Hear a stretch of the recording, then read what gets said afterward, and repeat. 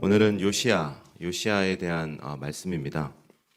유별나게 참혹한 그 유년 시절을 보냈던 사람입니다. 잘 정리해 보세요. 요시야의 할아버지는 므낫세라는 왕이었는데 무려 55년 동안 그 나라를 통치했었던 왕이었습니다.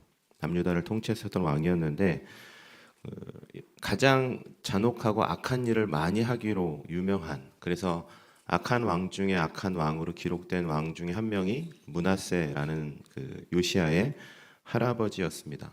우상을 섬기는 것은 물론이고 필요하다고 하면 자식들을 불 가운데로 이렇게 지나가게 하는, 다른 말로 얘기하면 인신제사, 사람으로 제사를 드리는 그런 악한 일을 저질렀던 사람이 요시야라는 사람의, 오늘 등장하는 요시야라는 왕의 할아버지였습니다.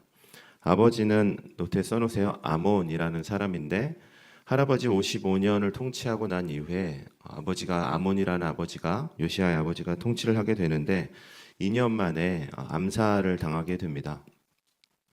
신하들로 인해서 아버지가 암살을 당하게 돼요. 그래서 그 요시야가 원하지도 않게, 또 준비가 되지도 않았지만 급하게 아버지의 뒤를 이어서, 암살을 당한 아버지의 뒤를 이어서 왕에 오르게 됩니다. 요시야가 왕에 오른 나이를 보통 8살, 8세 정도로 기억하고 있어요. 8살에 왕위에 올라서 왕의 역할을 하게 되죠, 요시야가. 그런데 여러분, 요시야가 왕이 되었지만 힘이 없잖아요. 8살이 왕이 됐으니 힘이 있겠습니까? 그리고 할아버지가 55년 동안 나라를 엉망으로 만들어 놨기 때문에, 그리고 아버지가 암살당하는 것처럼 정치도 매우 불안했기 때문에 요시야가 할 수 있는 일들은 하나도 없었습니다. 제가 요시야가 할 수 없는 일을 없었다고 말씀을 드렸지만, 조금 더 오늘 말씀과 이렇게 가까이 붙어서 얘기해 보면, 요시야는 나라 어디를 봐도 하나님을 찾을 수 있는 그런 모습들을 보지는 못했다는 거죠. 신전 성전에 들어가면 우상을 같이 섬기는 일들이 있었고, 많은 사람들이 이방신을 섬기는 것, 하나님과 겸하여 이방신을 섬기는 일들도 하고, 또 이방신의 더러운 쾌락들을 쫓아가기도 하고, 자신에게 말씀을 가르쳐줘야 하는, 또 하나님의 말씀대로 가르치고 살아줘야 하는 제사장, 그들의 역할도 형편이 없었고, 또 정치, 하나님의 뜻 안에서 나라를 풀어가야 되는 여러 가지 것들도 불안했기 때문에, 노트에 써놓으세요, 여러분. 요시야에게 하나님을 알려주는 사람은 없었다는 겁니다. 그런데 성경은 그런 요시야의 삶을 굉장히 칭찬하고 유별나게, 이런 말이 좀 그렇지만 유별나게 칭찬하고, 야, 이런 왕이 없었어 라고 칭찬을 하는 것으로 요시야의 삶을 기록하고 있다는 거죠. 앞에 있는 말씀을 같이 읽어보겠습니다. 시작. 요시야와 같이 마음을 다하여 뜻을 다하여 힘을 다하여 모세의 모든 율법을 따라 여호와께로 돌이킨 왕은 요시야 전에도 없었고 후에도 그와 같은 자가 없었더라. 다 같이 아멘. 여러분, 요시야가 했었던 여러 가지 개혁들이 있어요. 노트 잘 정리해 보세요. 하나님이 요시야가 왕이 된 이후에 하나님이 열왕기하 23장 25절 이렇게 요시야를 평가하는 것처럼 실제로 요시야는 엄청난 개혁들을 이뤄냅니다. 성전에 있는 우상들을 제거하고 하나님 앞에 어긋났었던, 말씀을 벗어났었던 모든 정치적인 나라의 제도들을 다시 만드는 일들을 요시야 때 요시야가 주도적으로 그 일을 하게 되죠. 요시야에게 이걸 가르쳐주는 사람도 없고, 요시야에게 이것을 보여주는 사람도 없고, 하나님이 어떠한 분인지를 알려주는 사람이 요시야 주변에 눈 씻고 찾아봐도 없는 것 같은데, 요시야는 어떻게 이런 것을 할 수 있었을까? 라는 생각을 하게 되는데요. 오늘 말씀이 그 답을 우리에게 알려주고 있어요. 1절 말씀만 다시 한번 읽어보겠습니다. 한 목소리 읽겠습니다. 시작. 요시야는 8세에 왕위에 올라 예루살렘에서 31년을 통치하였다.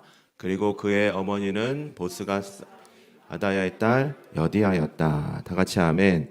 여러분, 성경은 일부러 요시야를 소개하면서 그의 어머니를 소개하고 있어요. 여러분, 노트에 써놓으세요. 여디야라는 이름의 의미는 사랑받는 자라는 뜻입니다. 이 앞에 있는 말씀을 통해서 우리가 알게 돼요.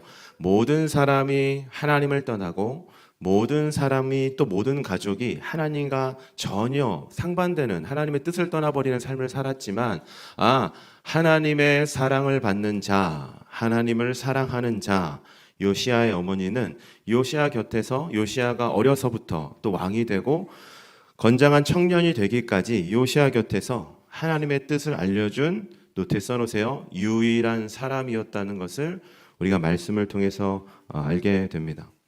여러분, 요시아가 하나님의 말씀을, 하나님의 뜻을 어머니를 통해서 배웠다는 것을 우리는 말씀을 통해서 알고 있을 뿐만 아니라 성경의 여러 가지 가르침들을 통해서도 우리가 알게 됩니다. 이 말씀 한번 앞에 있는 말씀 같이 읽어볼게요. 시작. 오늘 내가 내게 명하는 이 말씀을 너는 마음에 새기고 내 자녀에게 부르짖으니 가르치며 집에 앉아있을 때이든지 길에 갈 때이든지 누워있을 때이든지 일어날 때이든지 이 말씀을 강론할 것이며. 다 같이 아멘. 잠언 말씀도 한번 같이 읽어보겠습니다. 시작. 내 아들아 내 아비의 명령을 지키며 내 어미의 법을 떠나지 말고. 다 같이 아멘.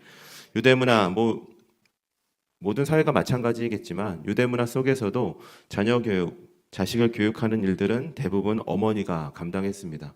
하나님께서 어머니, 부모, 특히 어머니에게 어려서부터 자녀에게 하나님의 뜻이 무엇인지, 하나님의 말씀이 무엇인지를 어머니라는 그 역할을 통해서 가르쳤다는 것을 성경을 통해서도 우리가 지나온 여러 가지 역사 속에서 또 우리가 일부 경험하고 있는 우리 현실 속에서도 우리가 알고 경험하고 있다고 생각을 합니다.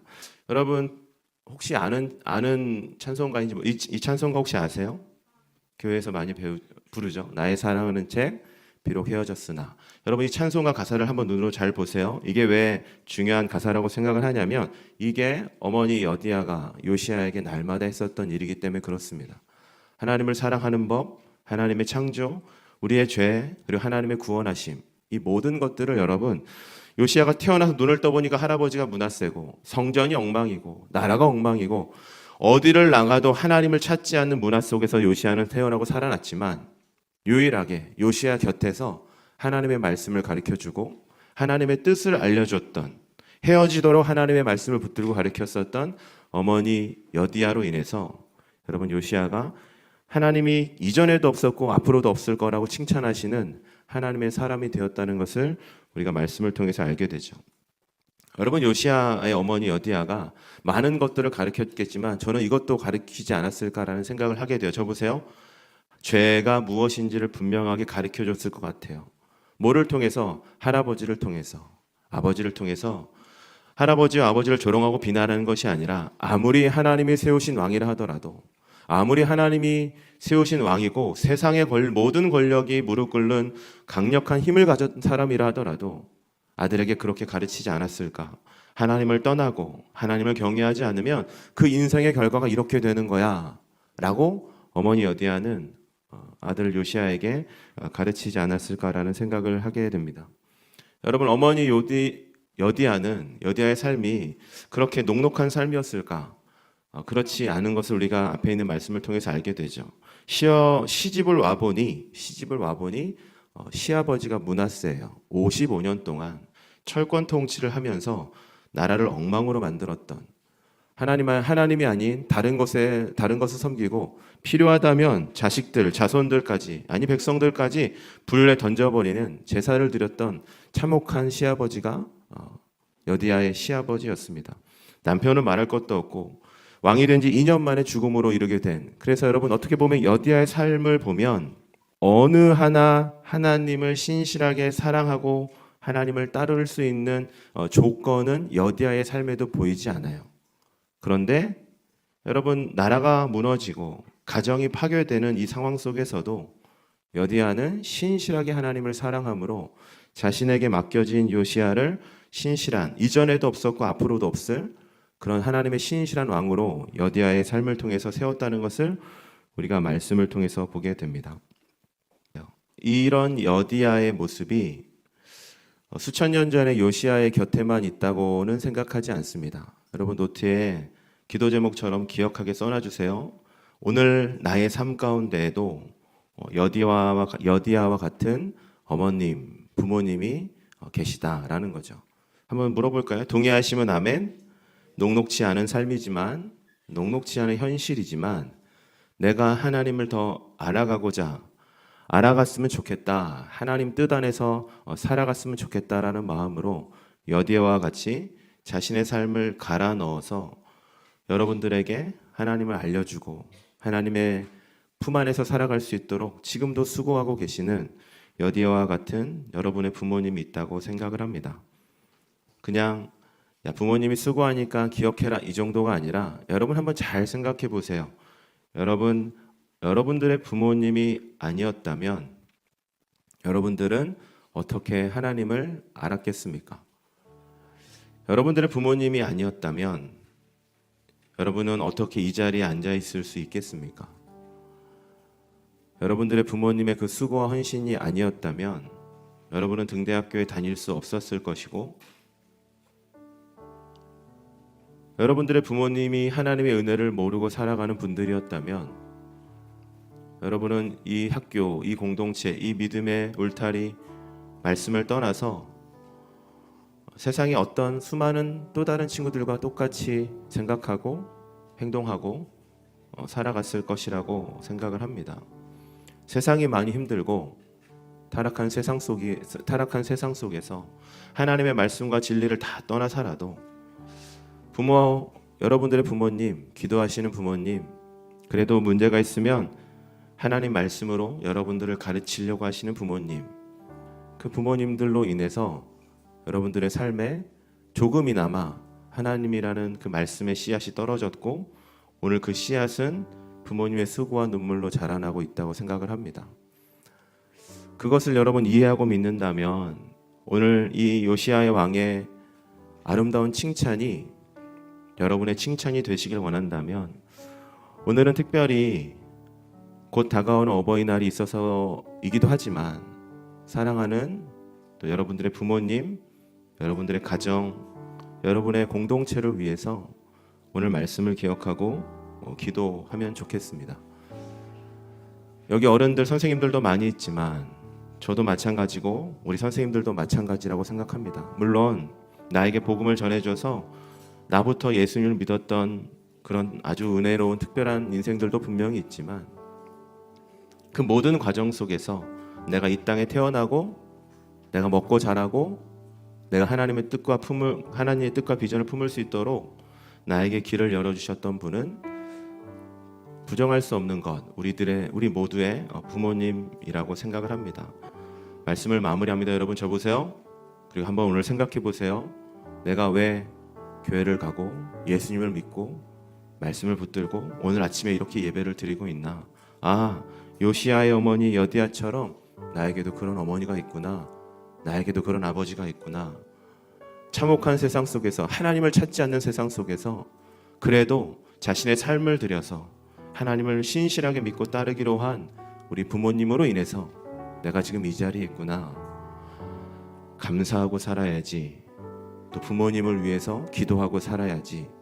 여러분 그런 마음으로 오늘 하루 시작하고 다가오는 어버이날도 그런 마음으로 따뜻하게 준비하는 저와 여러분들이 됐으면 좋겠습니다.